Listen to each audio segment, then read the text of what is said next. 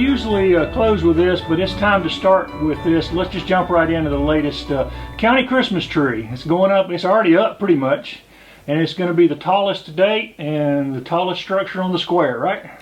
Well, it's getting there. It is 40 feet, but when we add the star, it will be at 42 feet. So yes, this is the tallest Christmas tree we've ever had. Now, knowing that Rockefeller Center is about 75 feet, you know the distance that we have to go. So we're slowly inching in that direction, but it looks beautiful. It will be lit permanently the Tuesday before Thanksgiving, because we're not going to be able to have the usual Christmas gathering on the plaza. So Carrie Jones, members of council, city officials, and Met officials will all be there, and we will be waving. It is the Anderson County Christmas tree for everybody in Anderson County, and we started lighting it up the Thanksgiving holiday for people who come in just for Thanksgiving to see their families. But this year we're just going to let it rock. I think we could all use a whole lot more Christmas in our lives this year than maybe we have in the past. There's not going to be an event though, it's just going to light up. It's not going to be an event. It will be filmed. You'll be able to watch it on Anderson County television, but we just don't want to get the crowds together, and especially with the numbers increasing. It's one of the reasons the county bought this tree was to save money. And it looks like the total expenses for the tree to date are about $47,500. I talked to Rita. The same price for the live trees they were bringing in and out, and the setup would have been about $68,000. So the tree's paid for itself. Well, the tree pays for itself, but it's a beautiful tree, and we can add to it as long as we keep fertilizing it. And I mean, we are having people now taking pictures in front of the Christmas tree with it not being lit, and so it's a beacon of hope for everybody in Anderson County, and we're hoping everybody will enjoy it and everybody will come take a look at it. And this will also give you more time to come have your Christmas cards taken in front of the tree so you can send around the United States and beyond.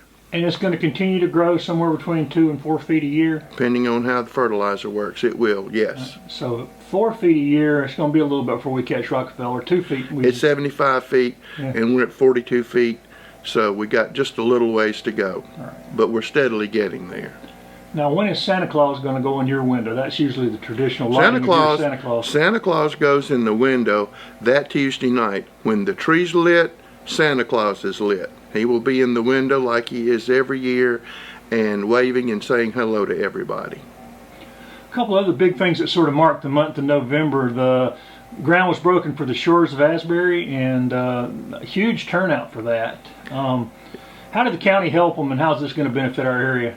Well, you know that the Corps of Engineers has been steadily closing parks, steadily closing Corps of Engineer parks. So Asbury's been closed for some time. Well, let's put it this way, it was open but not managed and not maintained and just kind of left there. That's the worst of all. That's the worst of all. And it had become a gathering place for, according to people in that area, less desirables. So because it belongs to the Corps of Engineers, we requested from the Corps that we sublease that land. And when we sublease that land, just like we do Green Pond, then in this case we turned around and leased it to a private company, and the private company is going to pay for everything there. We will have no cost in it, but we will receive revenue from the operation. So we're very excited. You're exactly right. There were a ton of people there. Local residents who were happy it was going to be watched and improved and maintained 24 hours a day, 7 days a week. But you had a lot of people, and I've got an email right in front of me right now, that it's going to have a floating water park. It's going to have handicapped accessible tree houses. It's going to have yurts like you find in Tibet. It's going to have RV camping. It's going to have a restaurant, probably start off with a food truck to begin with, and it's going to have swimming areas and floating tents so you can float around the water park.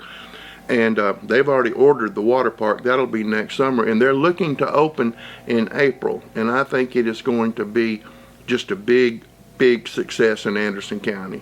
These people already operate one in Tennessee, so this is not the first one that they've done. And at the groundbreaking, they pointed out the local contractors who were here. And the person who is going to be the manager and owner is a native of Anderson County. She's been living in Nashville for the last 30 years, so she's coming home, and this is what she's going to do. There's going to be somebody at that park 7 days a week, 7 nights a week. So we're excited about that. Plus, we're also working to get Weldon Campground back open and a couple of more from the same arrangement, us leasing it from the Corps and us subleasing it to operators.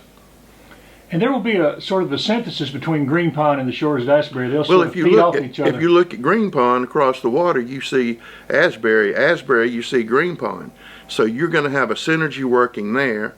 And you're also, if you go down to all of the work that the Boggs brothers are doing at Big Water Marina, and they're doing a tremendous amount of work and have plans. It's a resort now, but they have plans to make it even a mega resort. So those will be 3 big things on Lake Hartwell, and we've always been blessed to have Portman Shoals and Clemson Marina. So there are going to be more things to do. And what I like about the things that the county's doing, any citizen can go out to Green Pond anytime they want to. They don't have to fish. They can just go out there and hang around, sit on the high hill and look at the water. But not everybody has access to Lake Hartwell. We want to make sure everybody in Anderson County who lives here, pays taxes, has places that they can go and enjoy Lake Hartwell, not just people who live on the lake.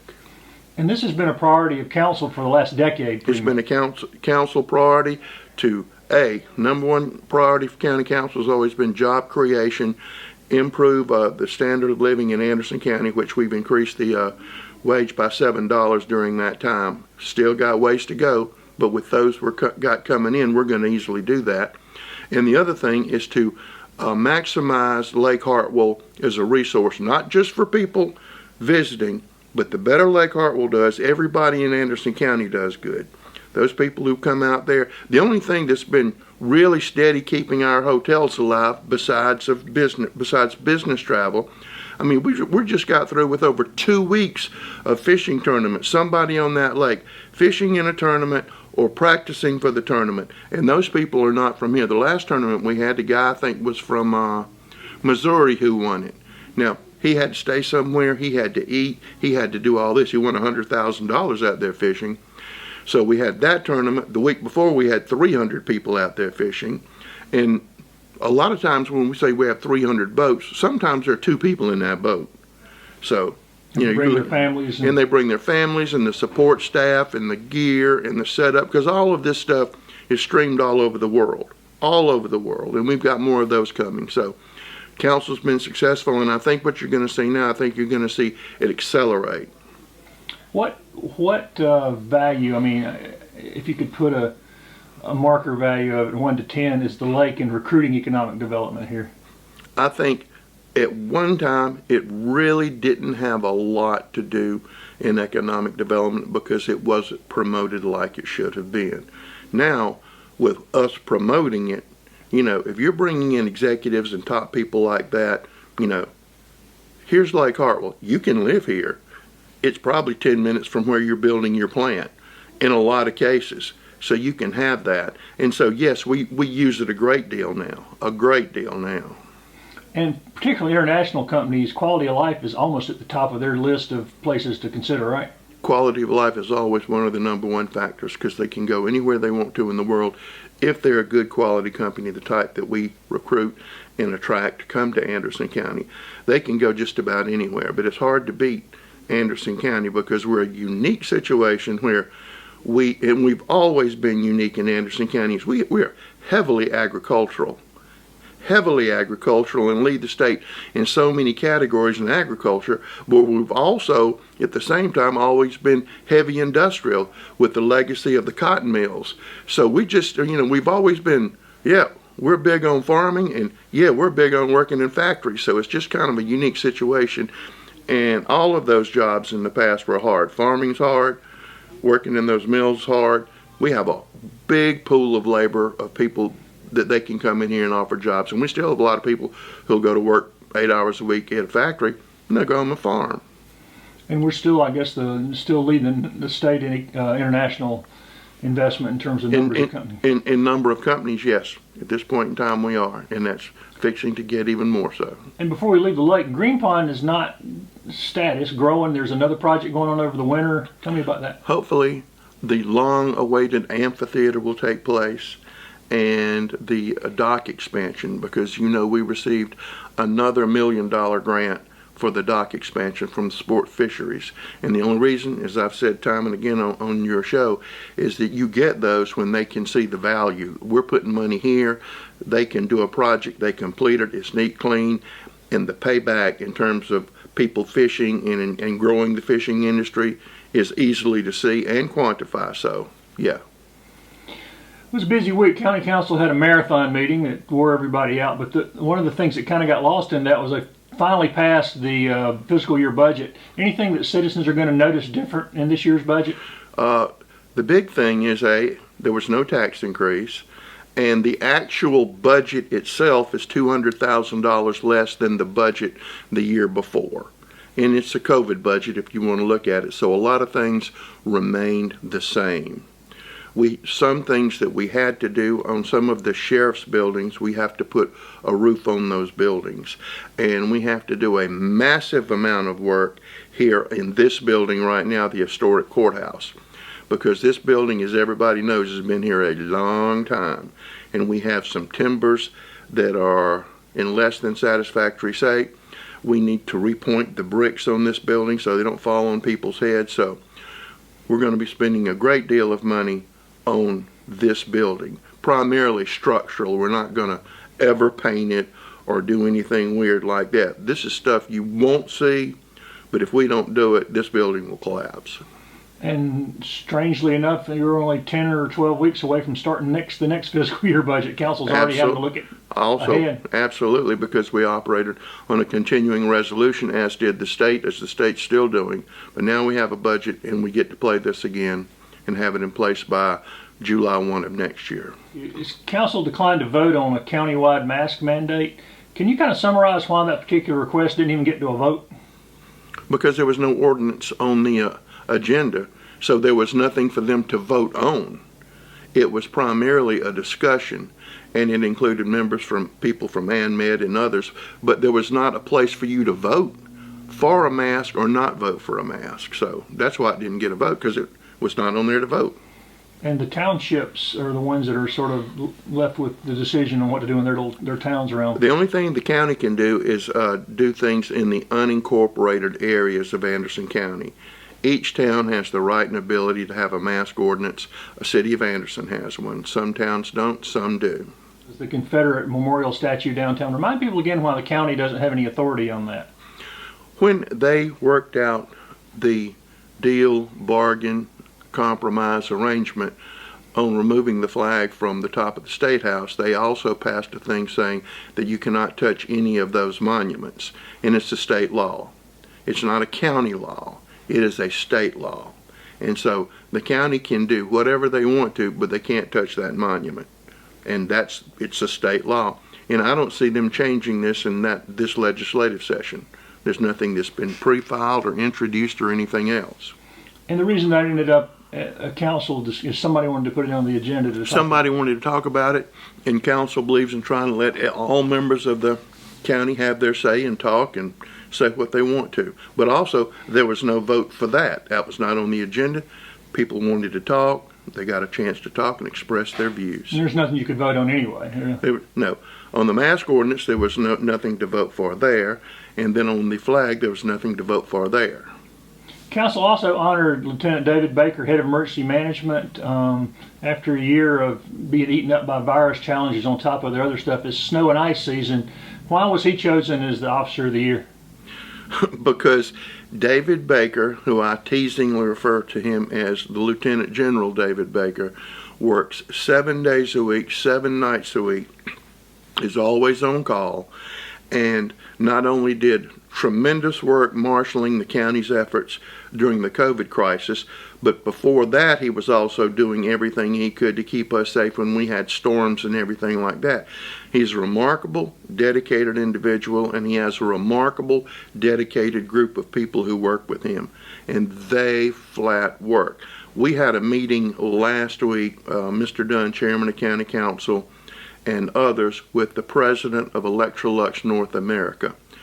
The purpose of that meeting was to come thank Anderson County, David Baker, for all of the help that the county gave Electrolux during the pandemic in terms of providing supplies, knowledge, wisdom, contacts. So that man, that busy man, took time to come to Anderson to personally thank us and David Baker, because David was on it every second trying to help that. So he's taking care of all of us as citizens, but he was also taking care of all of these plants and all of the churches, and every town will tell you that they lacked for nothing. They didn't lack for information because of the work that David Baker and the emergency preparedness crew did. They're just awesome individuals.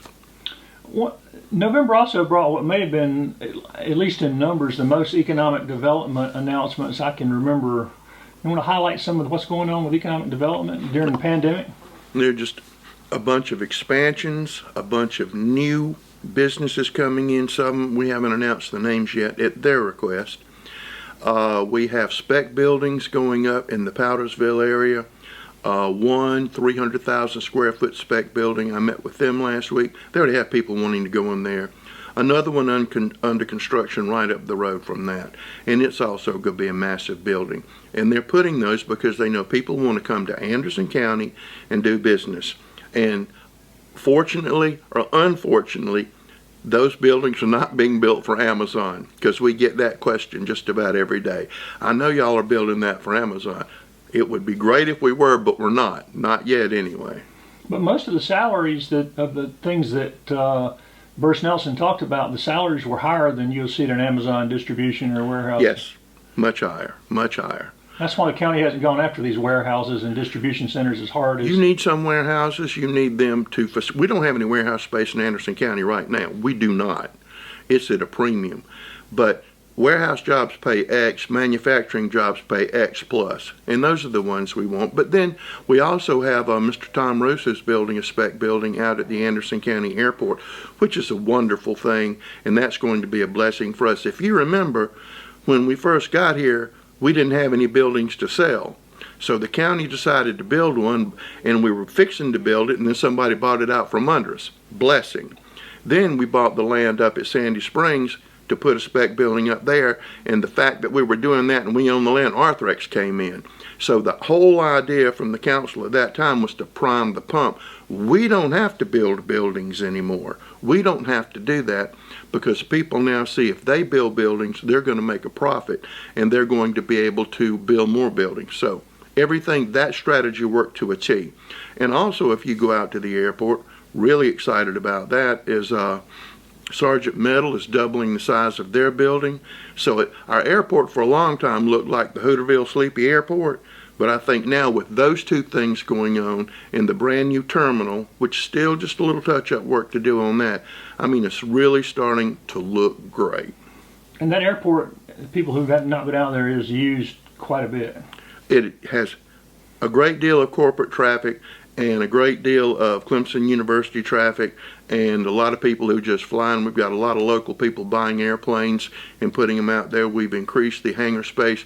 We have a new airport manager who's doing a bang-up job, Mr. Brett Garrison, who is all over it, and I think everything out there is just running very smoothly right now. What are the latest stats you've seen on unemployment in the county? 4.1 was the last month's number we had. 4.1, and I'll put that up against anybody in the United States and anybody in the Southeast and pretty much anybody in South Carolina. We're right there doing real good, and some other counties in the state are doing good too. But in a pandemic, we're at 4.1. I think that's great, and you can't ride around Anderson without seeing help wanted signs. You can't do it. And because of the pandemic, people are literally being hired remotely. And the other thing, we've had our second drive-through job fair put on by Terry Gilstrap, Lauren Cox, and Bruce Nelson in our Economic Development Department, where you could literally drive in your car, never get out of your car, interview, fill out your forms, and get a job. And we had people get jobs. How is COVID-19 still creating issues countywide? Well, as you know, we still have safety protocols in all the buildings that we have. Mask required, taking temperature and things like that. Mr. Wooten is coming up with a plan to try to incentivize people to wear masks, and as opposed to saying, you're going to wear a mask, to give people incentives to wear a mask. So we're working on the details on that with Mr. Wooten, so that's where we are right now. Any more significant outbreaks among employees? No. I think a whole lot of us have already had it. And you know, at first you were 3 months immune. Now some things say 6 months and some say 9 months. And just this morning, another company came out with a vaccine, which they said was 90% effective, that could be available in December to critical care workers. So I'm hoping things will get back to normal, if they will ever get back to normal. Are there any new or ongoing costs due to the virus, and how much is the state, federal government helping? Just about every penny that we could, we've turned into the state CARES Act to get reimbursed, and which is really federal money that the state is operating on. So we've gotten through everything that we spent on COVID. No, we had to eat some of that, and that was all right. But we worked to make a place to segregate COVID patients among the homeless and did things like that. Some of the exciting things that we're doing now is, again, economic development. Terry Gilstrap, Steve Newton are working on extending our bus route, hopefully out to 81 and 85, so we can get people out to those plants out there.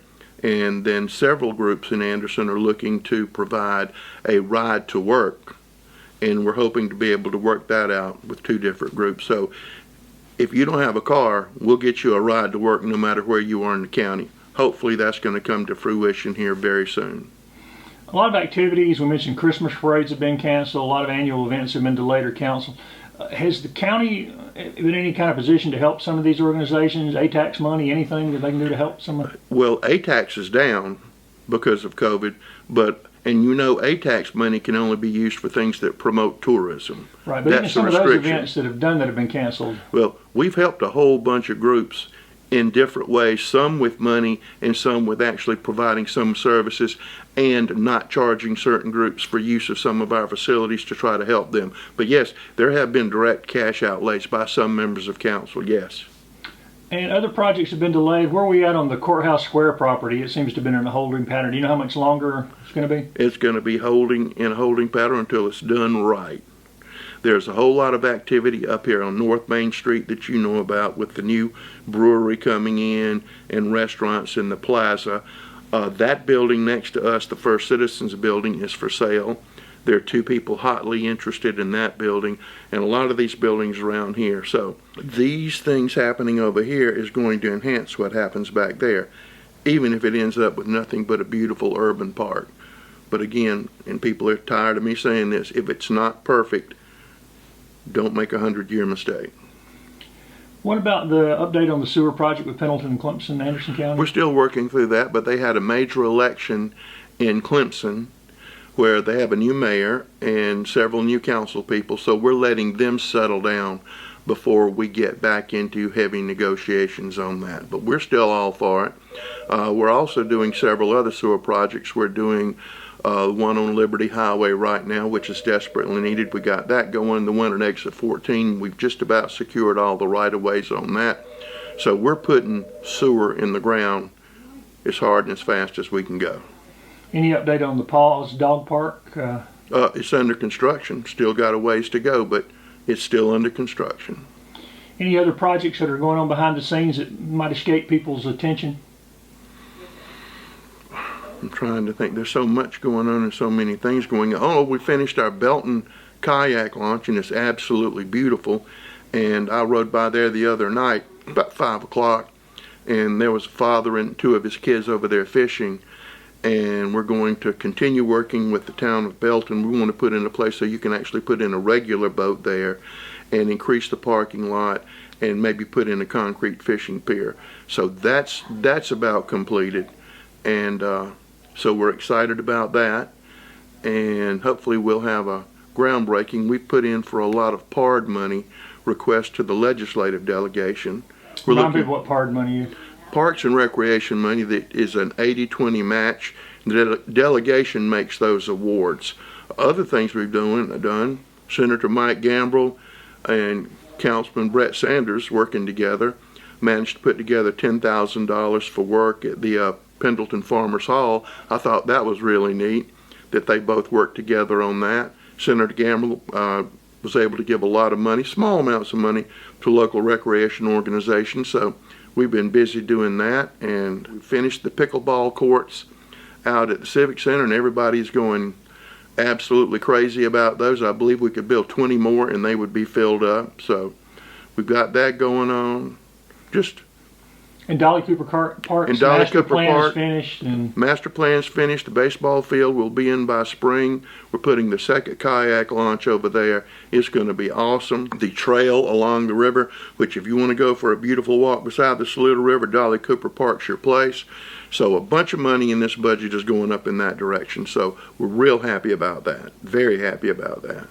Next county council meeting is December 1st. Is that probably going to be the last? Nope, there's going to be a meeting this Friday at 12 o'clock. Still meeting during the day at the Civic Center to space it out to be as safe as we can. And then there will be one on December the 1st. Is that probably going to be the last one of the year? Could be, but a lot of these meetings have been held when they're being held because we're trying to finish up a lot of economic development projects before the new year because of considerations and finances and taxes and everything like that. So that's why it's just a big jump right there.